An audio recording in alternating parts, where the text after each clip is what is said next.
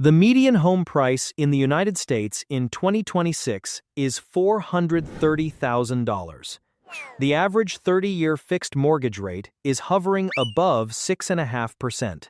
And yet, if you type, "Should I buy a house in 2026" into any search bar, you will find an equal number of people telling you that now is the perfect time to buy, and that buying right now is the biggest financial mistake of your life. They cannot both be right. But here is what almost nobody is giving you: the actual math. Not opinions, not predictions, the numbers. Because the rent versus buy decision is not a feeling, it is a calculation. And once you run it for your specific situation, the answer stops being confusing. My name is ARB. This is the Arbitrage. And in the next 10 minutes, I am going to show you the math nobody puts in one place, including 3 costs of homeownership that most buyers never account for until it is too late. Let's start with buying, because this is where most people's math breaks down immediately. You find a house listed at $430,000. You get pre-approved for a mortgage. You calculate the monthly payment, and you think that is your cost. It is not even close. Here is every cost that does not appear on the listing page. Cost 1. The down payment drag. On a $430,000 home, at 20% down, you are writing a check for $86,000 before you own a single square foot. That $86,000 is not just a payment, it is an opportunity cost. Every dollar sitting in your home equity is a dollar not invested in the S&P 500. At the historical average of 10% annually, $86,000 compounds to $223,000 in 10 years. That is the invisible cost of the down payment that almost nobody calculates. Cost 2. Maintenance and repairs. Financial planners use a rule of thumb. Budget 1 to 2% of your home's value every year for maintenance. On a $430,000 home, that is $4,300 to $8,600 per year, or $360 to $715 per month, just to keep the house in the condition you bought it. Your mortgage statement never shows you this line. It is silent and it is real. Cost 3. Property tax, insurance, and if applicable, HOA fees. Property tax varies significantly by state. The national average effective rate is approximately 1.1% of assessed value. On a $430,000 home, that is $4,730 per year, $394 per month. Homeowners insurance averages $1,428 per year nationally in 2026, though coastal and high-risk areas run significantly higher. Add a modest HOA of $250 per month if you are buying in a managed community, and you have an additional $644 per month on top of your mortgage payment before you have turned on a single light switch.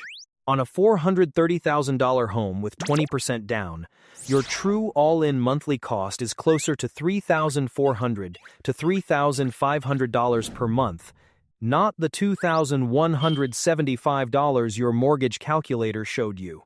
Now, let's be equally honest about renting, because this side of the debate is just as misrepresented. The most common attack on renting is that you are throwing money away. You are paying someone else's mortgage, building no equity, and getting nothing back. This is partially true and mostly misleading. What renting actually costs you, and what it gives you. The average rent for a comparable home to our $430,000 example, a 3-bedroom in a mid-tier U.S. market, runs approximately $2,100 to $2,400 per month in 2026. Compare that to $3,475 all in for ownership. The renter is $1,000 to $1,400 per month cheaper in pure cash outflow. Now, here is where renters consistently lose. That $1,000 to $1,400 monthly difference disappears into lifestyle spending instead of being invested. If a renter takes that monthly surplus, let's call it $1,100, and invests it every single month into a low-cost index fund, at a 10% annual return over 10 years, they accumulate $227,000. That is real wealth, built without a mortgage, without maintenance calls, and without a single property tax bill. The problem is, almost nobody does that.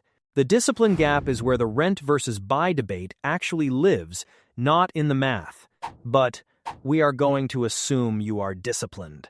Because if you are watching this video, you probably are. Here is the single most useful number in the entire rent versus buy decision, and almost no mainstream article gives you a clean explanation of it. It is called the price-to-rent ratio. The calculation is simple. Take the purchase price of the home and divide it by the annual rent you would pay for a comparable property. Our example, $430,000 purchase price. Annual rent for a comparable home, $27,600. Price-to-rent ratio, 15.6. Here is how to read the number. A ratio below 15 is generally a buyer's market.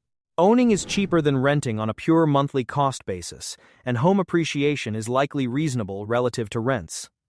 Cities in the Midwest, Columbus, Indianapolis, Kansas City, often fall in this range.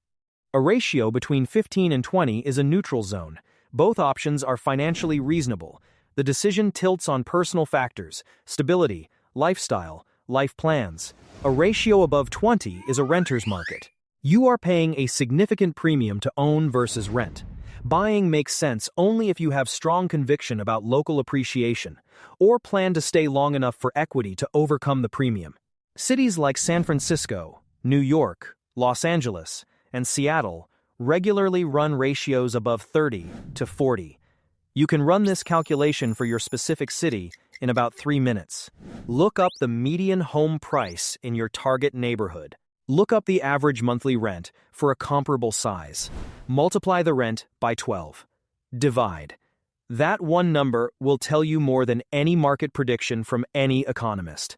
And here is the context that matters for the U.S. housing market in 2026. The national average price-to-rent ratio is currently 17.2.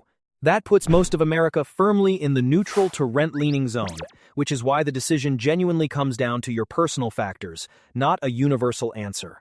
4 questions. Answer them honestly. Your answer will emerge from the responses. Question 1. Are you staying for at least 5 years? Buying a home and selling it within 3 years is almost always a losing financial proposition once you account for closing costs on both ends. Typically, 6 to 8% of the purchase price, plus the front-loaded interest structure of a mortgage, where your early payments are mostly interest, not equity. If there is any meaningful chance you will move within 5 years, job change, relationship change, city change, the math almost never works in favor of buying. Rent. Question 2. Is your local price-to-rent ratio under 20? You just learned how to calculate this. If your target neighborhood has a ratio above 20, the market is pricing ownership at a significant premium over renting. You need either strong appreciation conviction or a very long time horizon to overcome that premium. If it is under 15, buying is mathematically favorable, almost regardless of other factors. Question 3.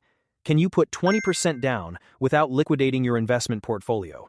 This is the question most first-time buyers skip. If getting to 20% down means selling all your index funds, liquidating your Roth IRA contributions, or draining your emergency fund, you are not financially ready to buy. Not because of moral judgment, but because you are trading a diversified financial position for a single concentrated illiquid asset.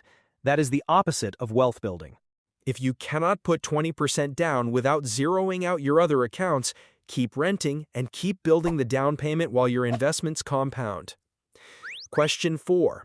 Does your true, all-in monthly cost land below 30% of your gross monthly income? Not the mortgage payment, the true all-in number, principal, interest, tax, insurance, maintenance reserve, HOA. We calculated $3,475 for a $430,000 home. 30% of your gross monthly income needs to comfortably cover that. That means you need approximately $139,000 in annual gross household income to buy a median-priced home in 2026 within the 30% guideline. The median U.S. household income is $78,000. This is why so many Americans cannot buy right now. The math genuinely does not work at median income in most markets. So, rent versus buy in 2026. Here is the honest summary. If your price-to-rent ratio is under 15, you can stay for 5 or more years, your down payment does not wipe out your investment accounts, and your all-in monthly cost is under 30% of income, buy the house. If any one of those conditions is not true, keep renting, invest the monthly difference, and let compound interest do what it does best. Neither choice is throwing money away. Renting buys you flexibility and a lower monthly cost you can invest. Buying builds equity and gives you stability. The math tells you which one is right for your situation. Not your neighbor's situation, not your parents' situation. Yours. Drop your city in the comments and I will tell you whether it is sitting in the buy zone, the neutral zone, or the rent zone based on current price-to-rent data. If this video put a number to a decision you have been making on gut feeling, hit subscribe. Next week, why freelancers in America are losing 40% of their income to mistakes that are completely avoidable and exactly how to fix each one. I will see you then.